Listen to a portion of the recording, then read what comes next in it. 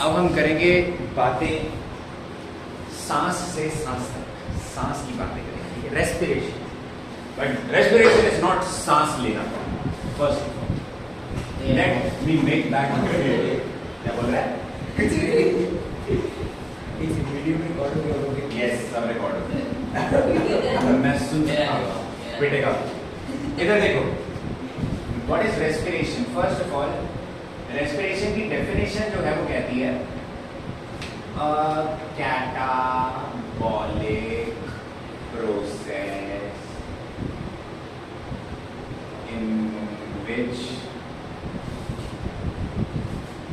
Glucose is oxidized into CO2 and NOx. A catabolic process in which glucose is oxidized into CO2 and energy. अरे आपका oxidation वो मैंने extra बोला। इसको break down भी कह सकते हैं। यार ब्रेक डाउन भी लिख सकते हैं ऑक्सीडाइज की जगह, बट द डेफिनेशन रिमेन्स है। मतलब आज नहीं, मतलब समझ नहीं आ सकता क्या होगा। देखो कैटाबॉलिक प्रोसेस क्या होती है? बेसिकली हमारे शरीर में जितनी भी प्रोसेस होती है वो सब मेटाबॉलिक प्रोसेस कहलाती हैं। क्या कहलाती हैं? मेटाबॉलिक। अब मेटाबॉलिक एक्टिविटीज या तो होती हैं एनाबॉलिक या तो होती हैं कैटाबॉलिक।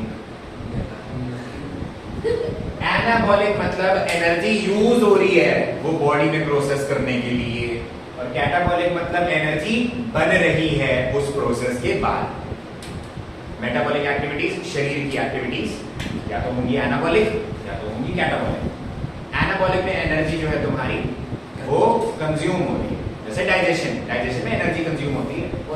मैं भाग रहा था एक बार जिम में, बिना कुछ खाए दूध साथ में ले गया। मैंने कहा एनर्जी, कसरत करूंगा दूध पीऊंगा एनर्जी, ठीक है। कसरत करी, बॉडी ने एनर्जी लगाई, एनाबॉलिक प्रोसेस हो रही है। कसरत करते हैं बहुत ज्यादा, तुम्हारी बॉडी एनाबॉलिक प्रोसेसेस कर रही है, ठीक है, एनर्जी लगा रहे हो, साथ में दूध पी लिया। दिक्कत ये, उसमें प्रोटीन पाउडर भी डाला हुआ है। दिक्कत ये कि दूध को डाइजेस्ट करने में भी एनर्जी लगती है, तो मेरा शरीर वैसी एनर्जी लगा रहा था और एनर्जी ऊपर से लगा रहा है। भाई मेरे को चक्कर आने शुरू हो गए। मैंने कहा भाई क्या हो गया मेरे साथ? 10 मिनट में बैठा, मैंने कहा क्या हो गया मेरे साथ, क्या हो गया? लेग प्रेस मार रहा हूँ, उसके बाद मैंने कहा भाई ये तो मेरे ऊपर ही गिर जाएगा। साइड में जाके लेट गया थोड़ी देर, मैंने कहा मैं तो बेहोश हो जाऊंगा। फिर बाद में ग्लूकोन डी पिया, थोड़ा ग्लूकोज गया शरीर में, एनर्जी बनी। मैंने कहा जहाँ सांस में सांस। फिर बाद में मैंने पढ़ा, मैंने कहा माय गॉड ये तो ये है एनाबॉलिक प्रोसेस है ये तो जिम के बाद आपको ऐसी चीजें कंज्यूम करनी चाहिए जो एनर्जी दे। कुछ sweet, for example Glucon D, Glucon D में ग्लूकोज होता है, एनर्जी देता है। या तो वो प्रोसेस है उसके बाद से ग्लूकोन डी में मैं वो लेके जाता था पानी पानी। कैटाबॉलिक प्रोसेसेस सुनो, कैटाबॉलिक वो जिसमें एनर्जी बनती है। तो रेस्पिरेशन एक कैटाबॉलिक प्रोसेस है। रेस्पिरेशन ये नहीं है, no, that is breathing. Respiration is what happens afterwards when we inhale. उसके बाद क्या होता है? तो कैटाबॉलिक प्रोसेस है जिसमें ग्लूकोज को तोड़कर CO2 और एनर्जी बना रहे हैं। ग्लूकोज को तोड़कर CO2 और एनर्जी बना रहे हैं, ये होती है रेस्पिरेशन। कोई दिक्कत? डेफिनेशन ठीक है, डेफिनेशन क्लियर, यहाँ तक का दिक्कत पढ़ते हैं। सबसे पहला स्टेप जो होता है रेस्पिरेशन का, वो सब ऑर्गेनिज्म में, सब दुनिया के सब ऑर्गेनिज्म में कॉमन है। सबसे पहला स्टेप होता है ग्लाइकोलाइसिस, ग्लाइकोलिसिस या फिर ग्लाइकोलाइसिस। ग्लाइकोलाइसिस सबसे पहला स्टेप होता है तुम्हारा रेस्पिरेशन का, जिसमें glucose is converted into pyruvate. Glucose को कन्वर्ट करके पायरुवेट बनाते हैं, ठीक है। ये प्रोसेस है ग्लाइकोलाइसिस, इसको बोलते हैं ग्लाइकोलाइसिस। ग्लूकोज को कन्वर्ट करके पायरुवेट बनाते हैं, ठीक है। मैंने बताया, मैंने बोला अभी कुछ क्या नहीं बताऊंगा, लिखा है तो। सो पायरुवेट बनाता है, यहाँ तक कोई दिक्कत ना हो। पायरुवेट का देखो, दो चार से सब समझ आते हैं। सबसे पहले हमारे पास है ग्लूकोज। ग्लूकोज का फॉर्मूला क्या होता है? C6H12O6। ठीक है, सबसे पहली प्रोसेस हो रही है ग्लाइकोलाइसिस। ग्लाइकोलाइसिस होती है, और एक ग्लाइकोलाइसिस होती है तुम्हारी साइटोप्लाज्म में। उसमें होती है साइटोप्लाज्म। याद है ना, सेल के पार्ट होता है, सेल के अंदर जेली लाइक स्ट्रक्चर होता है, फ्लूइड लाइक स्ट्रक्चर भी। एग्जैक्ट, सेल के अंदर सारी चीजें इस साइटोप्लाज्म के अंदर फ्लोट करती हैं। ठीक है, सेल का भूता। ओके, सो साइटोप्लाज्म है तुम्हारे सेल के अंदर, उसके अंदर ये प्रोसेस हो रही है, इसको कन्वर्ट करके पाइरूवेट बनाया जाता है। Now what is pyruvate sir? Hold on sir, what is pyruvate? Pyruvate भी बनता है और एनर्जी भी बनती है, प्लस एनर्जी भी बनती है, थोड़ी सी, ज्यादा नहीं, थोड़ी सी energy. What is pyruvate? Pyruvate का फॉर्मूला होता है C3H4O3। तो C6H12O6 ग्लूकोज को ब्रेक करके हम क्या बना रहे हैं? पाइरूवेट। पाइरूवेट का फॉर्मूला है C3H4O3। ये बन गया, ये हो गई पहला स्टेप रेस्पिरेशन का। अब आगे तीन तरीके से ब्रेक डाउन होती है, तीन तरीके, ध्यान से सुनो। सबसे पहले यीस्ट के अंदर तीन तरीके से तुम्हारे आगे ये ब्रेक डाउन हो सकता है। तीन तरीके, पहला तरीका है तो यीस्ट में हो रहा है। यीस्ट के अंदर ऑक्सीजन की एब्सेंस में रेस्पिरेशन, ठीक है,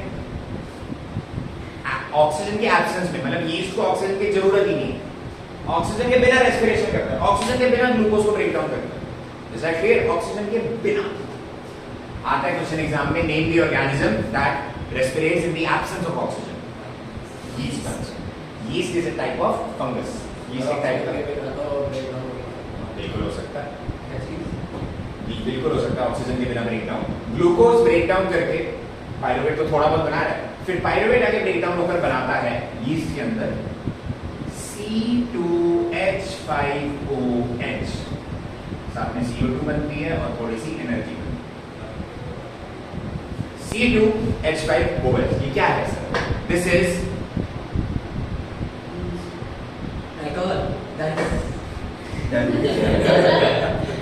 this is called ethanol. Ethanol is the major component of alcohol. Alcohol के अंदर सबसे ज्यादा ही ethanol डली होती है। प्योर ethanol नहीं पीनी कभी। प्योर तुम्हारी alcohol में ethanol हमेशा परसेंटेज में होती है, या तो बियर में जैसे 8%, 12%, 2% ऐसी होती है। तुम्हारे हार्ड से हार्ड जैसे विस्की वगैरह हो, 60%, 70% चली जाती है। और भी ज्यादा पियोगे अगर भाई, प्योर एथेनॉल खत्म कर देगी तुम्हारे शरीर को, लिवर खत्म तुम्हारा almost. Good morning, shut up, I don't drink. इधर देखो, एथेनॉल एथेनॉल एथेनॉल बन रही है, CO2 बन रही है और एनर्जी बन रही है। ठीक है, CO2 तो बनता ही बनता है और एनर्जी रिलीज होती है। तो एक तरह से यीस्ट अल्कोहल बनाने में हेल्प कर रहा है। ठीक है, इस प्रोसेस को फर्मेंटेशन भी बोलते हैं। यीस्ट बेसिकली एथेनॉल बनाने में हेल्प कर रहा है। तो तुम्हारी जो यीस्ट है उसी का यूज करके हम अल्कोहल जनरेट करते हैं। अल्कोहल हमेशा फर्मेंट करके बनाई जाती है। Name the organism that helps in making alcohol. Answer है यीस्ट। बोले होता है वो अंगूर को फिर पैरों से कुचलते हैं, ठीक है, पैरों से कुचलकर वाइन बनाई जाती है उसकी, है ना, वाइन बनाई जाती है। उसके अंदर यही होता है, पैरों में बैक्टीरिया वगैरह होंगे, यीस्ट होगा। ठीक है, तो यीस्ट जो होता है वो अंगूरों में जाएगा, ब्रेक डाउन करेगा और वाइन बनेगी। ठीक है, कभी पीने वाले ओके, यहाँ तक कोई दिक्कत? नेक्स्ट है मसल्स के अंदर होता है हमारे इन मसल्स के अंदर मान लो लैक ऑफ ऑक्सीजन। ऑक्सीजन है लेकिन ऑक्सीजन की कमी है, ऑक्सीजन उतनी नहीं है। फॉर एग्जाम्पल तुमने एक्सरसाइज करी होगी, मान लो, या मान लो कुत्ते के दौड़ गए या फिर कुत्ते से भागे, इन बोथ द केसेस तुम बहुत ही रिगरस ट्रेनिंग कर रहे हो, ठीक है, बहुत तेज भाग रहे हो या फिर बहुत तेज एक्सरसाइज कर रहे हो, बहुत ज्यादा एक्सरसाइज कर रहे हो, kind of rigorous training, rigorous exercise. Rigorous का मतलब बहुत ज्यादा स्ट्रेंथ, बहुत ज्यादा मतलब नहीं स्ट्रॉन्ग, बहुत ज्यादा आपने एनर्जी कंज्यूमिंग, बहुत ही ज्यादा एनर्जी कंज्यूमिंग वर्कआउट था। उस केस में अगर तुम भागे भी होगे, भागते हुए तुमने एक चीज नोटिस करी होगी, भागते वक्त तुम प्रॉपरली सांस नहीं ले सकते, तुम प्रॉपरली ब्रीथ नहीं कर सकते। तो अगर तुम प्रॉपरली ब्रीथ नहीं करोगे तो तुम्हारी जो ऑक्सीजन है वो तुम प्रॉपरली इनहेल नहीं करोगे, ऑक्सीजन भी आधी अधूरी जाएगी तुम्हारे शरीर में अगर प्रॉपरली सांस ले। तो लैक ऑफ ऑक्सीजन में होता क्या है, पायरूवेट ब्रेक होकर बनाता है लैक्टिक एसिड। क्या बनाता है? और CO2 बनेगा और एनर्जी। क्या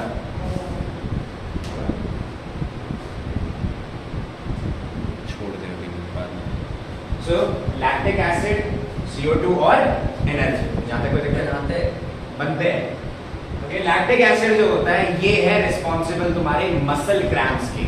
after a very heavy workout जब तुम्हें मसल क्रैम्प्स होते हैं वो इस लैक्टिक एसिड की वजह से होते हैं, बिकॉज ये हमारे मसल्स में एक्यूमुलेट हो जाता है, मसल्स में इकट्ठा हो जाता है। वो क्रैम्प अलग होता है, वो क्रैम्प वो नहीं होता जो तू सोच रहा है, नस पे नस चढ़ गई या फिर ऐसे कुछ हो गया मसल, कुछ और होता है।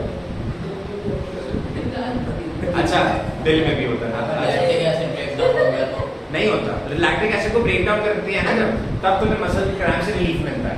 इसीलिए बोला जाता है एथलीट्स को भी कि आप जब बहुत ज्यादा भाग रहे हो, बहुत ज्यादा आपने स्ट्रॉन्ग वो करा, वर्कआउट किया, भागे, खेले, अब आप आकर एक हॉट वाटर बाथ, गरम गरम पानी में स्नान लो, ठीक है, तो उससे तुम्हारे लैक्टिक एसिड जो होता है वो धीरे धीरे एक्यूमुलेट जो हुआ है वो थोड़ा थोड़ा शेड ऑफ हो जाता है, थोड़ा थोड़ा हट जाता है और तुम्हें थोड़ा सा रिलीफ मिलता है। क्या मिलता है?